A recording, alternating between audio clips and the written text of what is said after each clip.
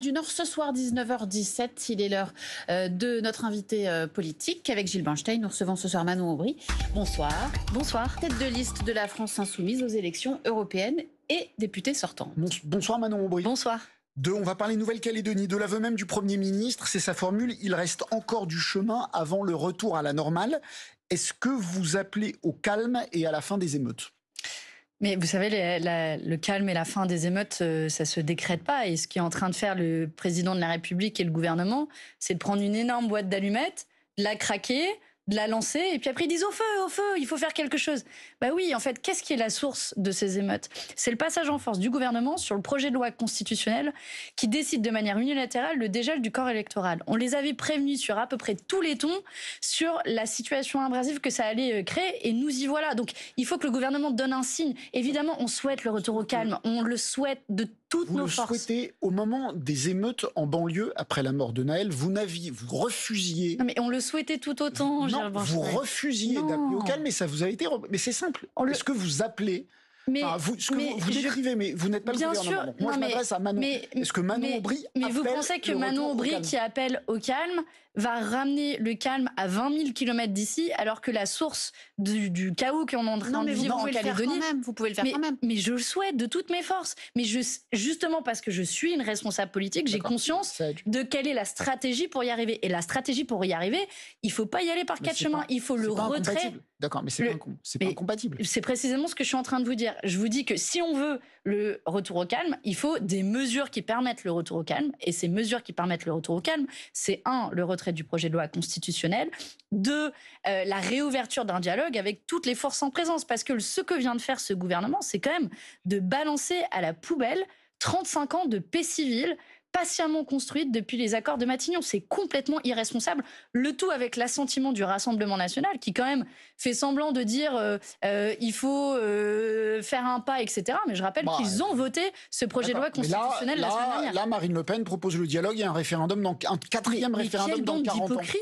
Ils sont tout aussi responsables que le gouvernement. Ils ont voté, Marine Le Pen et tous les élus du Rassemblement national ont voté ce projet de loi constitutionnel la semaine dernière. Donc, pardon, mais c'est un peu fort de café et un peu facile de la part de l'extrême droite de dire non, finalement, on veut qu'il y ait un nouveau référendum, alors qu'ils sont les premiers à avoir défendu la stratégie du gouvernement et à l'avoir voté. Manon Aubry, sur le fond, qui, selon vous, doit pouvoir voter aux élections provinciales en Nouvelle-Calédonie ? Nous, on a dit depuis le début qu'il fallait faire évoluer le corps électoral, mais qu'il faut le faire avec de la concertation et que ça ne se fait pas du jour au lendemain en décrétant, en augmentant de 15% le corps électoral. Et c'est précisément ce à quoi visaient aussi les accords de Matignon et les accords de Nouméa, qui visaient justement à mettre en place ce cadre de dialogue, à le pérenniser, et c'est ça qui a fait voler en éclats. Vous donnez votre avis. Vous, si on vous demande votre avis... Je viens de vous le dire. Je suis favorable au dégel du corps électoral de manière progressive et de manière concertée avec l'ensemble des parties prenantes, ce qui est l'inverse de ce que vient de faire le gouvernement il y a une semaine. Pourquoi, dans votre programme, vous voulez faire voter les étrangers aux élections en France ? Je vois que ça vous fait marrer. Parce que vous posez tous les mêmes questions, c'est pour ça que ça me fait marrer. Oui, comme vous faites tous les mêmes réponses, c'est clair. Vous verrez, vous en jugerez. Vous voulez faire voter les étrangers aux élections en France et vous refusez à des Français, des citoyens français, de voter en Nouvelle-Calédonie, qui est un territoire français. D'abord, on souhaite que les étrangers puissent voter en France sur les élections municipales. Et sur les élections municipales, tout le monde peut voter en Nouvelle-Calédonie. Là, ce sont des élections... C'est une situation qui n'est pas comparable. Elle n'est pas comparable à un deuxième titre.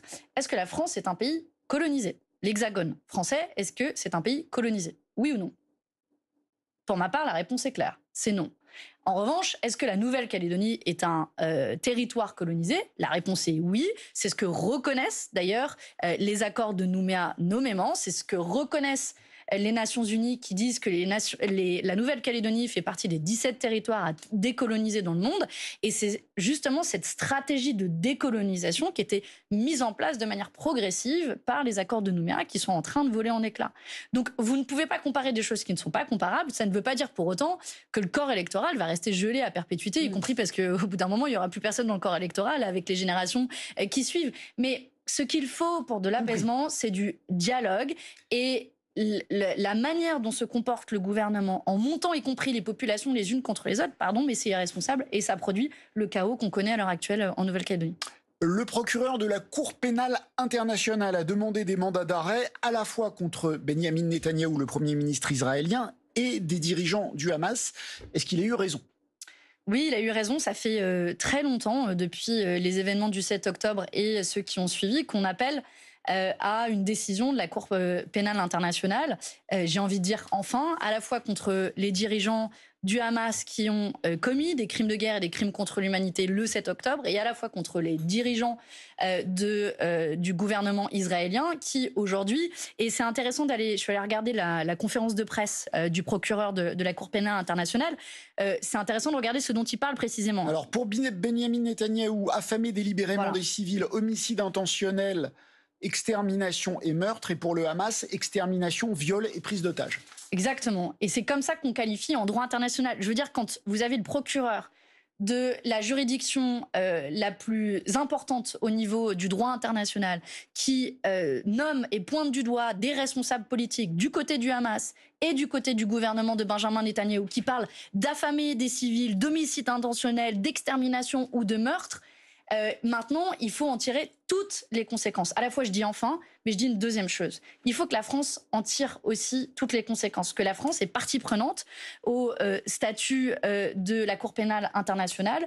Et dans l'article 86, pour être très précise, la France doit tout mettre en œuvre pour arrêter les criminels et pour mettre en œuvre les décisions de la Cour pénale internationale. Donc si le mandat d'arrêt est lancé, il faut que la France participe à l'arrestation potentielle de ces dirigeants politiques et on tire les leçons. Il n'y a pas de mandat d'arrêt encore pour l'instant qui est émis, c'est le procureur qui le réclame. C'est pour ça que je dis, si le mandat d'arrêt est lancé, maintenant que le procureur le demande, il va y avoir une décision très rapidement des juges de la Cour pénale internationale. Nous souhaitons depuis le début que les auteurs de crimes soient poursuivis. Et je vais au bout de ma démonstration. Si on veut de la cohérence de la part de la France, et que si ces dirigeants politiques sont poursuivis par la Cour pénale internationale, notamment pour des crimes de guerre et crimes contre l'humanité, il faut que la France arrête de livrer des armes à des criminels. Donc il faut que la France décide d'un embargo sur l'envoi d'armes. Il faut que l'Union européenne suspende son accord d'association entre l'Union européenne et Israël. Il s'agit juste de cohérence et de respect du droit international. On peut mettre les deux dans la même dénonciation, les dirigeants du Hamas, le gouvernement israélien ? Depuis le début, nous avons dit une chose très claire, il faut que tous les auteurs de crimes de guerre et de crimes contre l'humanité soient condamnés. Ça vaut pour les dirigeants du Hamas, ça vaut pour les dirigeants du gouvernement de Benjamin Netanyahou, précisément parce que nous ne faisons pas de deux poids, deux mesures dans le respect du droit international. Une vie civile vaut une vie. Une vie civile vaut une vie. Donc le chef d'un gouvernement élu, même s'il fait une politique éminemment contestable et un mouvement terroriste, c'est pareil. Ça veut dire que vous contestez la décision du procureur qui appelle à un mandat d'arrêt à la fois vis-à-vis des dirigeants du Hamas et vis-à-vis du gouvernement de Benjamin Netanyahou. Qui n'est pas un fasciste notoire. Qui ne reconnaît pas les États-Unis qui ne reconnaissent pas la compétence de la Cour pénale internationale. À regretter l'équivalence. Donc nous reconnaissons la compétence de la Cour pénale internationale à partir du moment où nous la reconnaissons, à partir du moment où nous ne faisons pas de différence entre les vies civiles israéliennes et les vies civiles palestiniennes. Moi, je me refuse à ce qu'on laisse impunément le gouvernement de Benjamin Netanyahou massacrer un peuple palestinien. Bah oui, pourquoi cette décision elle est importante. Parce que si elle est appliquée...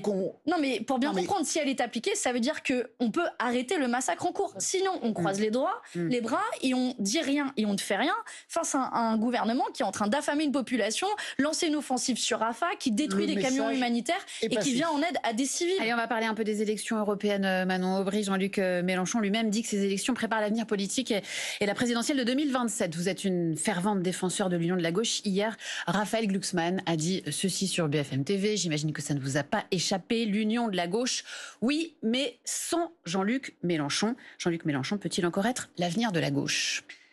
En tout cas, Jean-Luc Mélenchon est celui qui a permis à la gauche de tenir debout. Je le dis d'autant plus avec ma casquette de députée européenne. Aujourd'hui, la gauche s'est effondrée. Pardon, mais Jean-Luc Mélenchon, c'est celui qui a permis à la gauche de faire 22% à l'élection présidentielle, de créer la NUPES. Et je ne suis pas comptable du fait que Raphaël Glucksmann fasse le choix de tourner le dos au programme de la NUPES. Et finalement, c'est peut-être la question qui est posée par ces élections européennes. Est-ce que vous voulez la gauche d'avant ou la gauche d'après ? La gauche d'avant, comme Raphaël Glucksmann, qui tourne le dos à la retraite à 60 ans, qui tourne le dos à la sortie du marché européen européen de l'énergie qui fait exploser nos factures d'électricité, qui tourne le dos à un certain nombre de nos engagements, par exemple pour la sortie progressive du nucléaire? Ou est-ce que vous voulez la gauche d'après, justement, qui est fondée sur le programme de la NUPES? C'est peut-être la gauche d'avant, mais dans les sondages, c'est la gauche devant, Raphaël Glucksmann. En tout cas, devant vous. On verra le 9 juin prochain. C'est le vrai, vous êtes attaché à la NUPES, mais la NUPES, c'est un programme électoral. La NUPES, ça peut se faire sans Jean-Luc Mélenchon. La NUPES... Ou est-ce qu'il faut prendre le tout? Vous savez, Jean-Luc Mélenchon, il a toujours dit qu'il était, y compris attaché, il a dit faites mieux, construisez, continuez à construire. Mais pardon, on mais... pas là en ce moment dans une volonté de se désengager. Attendez, enfin, vous, le débat, c'est pas un débat de personne. Quand il dit ça, Raphaël Glucksmann... C'est un débat de personne. Non, c'est pas un débat de personne. Quand dans le même temps, il tourne le dos à la retraite à 60 ans, quand dans le même temps, il tourne le dos à la sortie du marché européen de l'énergie, pardon, mais c'est un débat qui est politique. Et moi, je suis attachée au programme de la NUPES. Et donc, c'est précisément parce que je le défends et que je regrette que Raphaël Glucksmann lui ait tourné le dos. Je vais vous dire les choses de manière cash. Franchement, moi, j'ai pas envie d'un retour de François Hollande aux manettes. J'ai pas envie. C'est pour ça que je vous parle de la gauche d'avant. Franchement, on a essayé, on en a soufflé, quoi. Le monde, c'est pas Jean-Luc Mélenchon ou François Hollande. Il y a une flopée de leaders qui peuvent éventuellement incarner la gauche. Mais on discutera de qui l'incarnera en 2027. Mais excusez-moi de parler programme d'abord, précisément, et de dire que pour nous, la gauche de demain, c'est la gauche du programme de la NUPES, et ce n'est pas ce que défend Raphaël Glucksmann, d'où le débat politique de fond qu'on a, même si moi je me souviens que mon premier adversaire, c'est d'abord l'extrême droite et les macronistes, et je tiens à le dire, parce qu'on nous interroge beaucoup d'abord sur Raphaël Glucksmann, mais je sais aussi pourquoi je fais campagne, c'est contre ceux qui sont en train de tout détruire, tant au niveau social qu'au niveau écologique. Mais je sais aussi qu'on ne combat pas l'extrême droite dans un manque de clarté. Et ce que je veux, c'est de la clarté. Et la clarté, c'est un programme écrit noir sur blanc. On ne peut pas lui tourner le dos. Mais vous parlez programme et moi je vous parle personnalité. Bon, on va avancer. Vous mettez la charrue avant les bœufs. En général, on fait d'abord un programme avant de choisir qui le défend. Sous la Ve République, non. C'est pas forcément. Emmanuel Macron n'a pas fait ça. Il a été élu président de la République. Oui, et pour le Une coalition, dernière question, une coalition très droitière s'est formée aux Pays-Bas qui inclut un parti membre de Renew, la coalition européenne où siège Renaissance. Valérie Ayé, votre concurrente tête de liste, a tweeté à sa désapprobation totale. Aucun doute. Est-ce que vous souhaitez qu'ils aillent plus loin et que Renew exclue ce parti hollandais de ses membres? Oui, je souhaite que Renew sorte de l'ambiguïté et qu'ils nous disent très clairement s'ils sont prêts à mettre un cordon sanitaire vis-à-vis de l'extrême droite. Et ça passe de manière évidente par le fait de ne pas gouverner avec l'extrême droite aux Pays-Bas. Mais il y a la question des Pays-Bas, mais il y a aussi en Suède, où les libéraux avec la droite gouvernent avec l'extrême droite. Et cette situation, on la voit dans tellement de pays en Europe.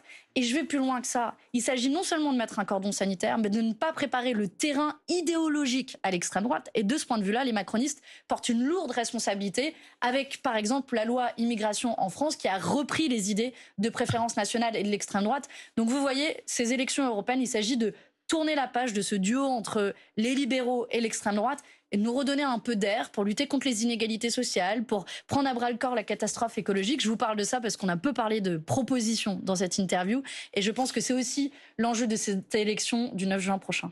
Merci beaucoup. Merci à vous. Manon Aubry d'avoir été l'invité du 19-20 ce soir et merci à vous Gilles Bornstein.